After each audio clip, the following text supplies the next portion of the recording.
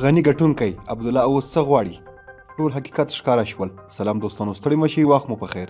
د افغانستان د ټاکنو خپلواک کمیسیون له نږدې 15 میاشتې وروسته د سه شنبې په ورځ د 1998 کال د سلواغې 29 په یوه خبري کنفرانس کې د افغانستان د ولسمشرۍ ټاکنو وروستۍ پایلې اعلان کړې. د افغانستان د ټاکنو خپلواک کمیسیون مشرې هوا عالم نورستاني وویل محمد اشرف غني 50.4 سلنه رای ترلاسه کړي او د افغانستان د راتلونکي جمهور رئیس په توګه اعلان شو.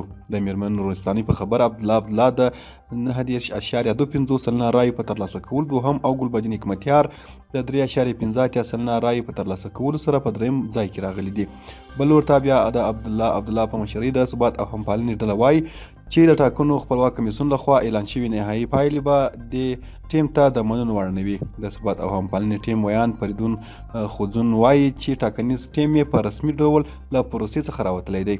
ښاغلي خوځون د هم وویل چې له ټاکنو سره یې د ټیم د پریکون لامل د ټاکنو د خپلواک کمیسیون او د کمیشنرانو غیر قانوني کړنې وې چې د هغه په وینا یې خپل مشروعیت له لاسه ورکړی. دا طبیعي خبره ده چې د دوی پایلې موږ ته د منلو وړ نه دي.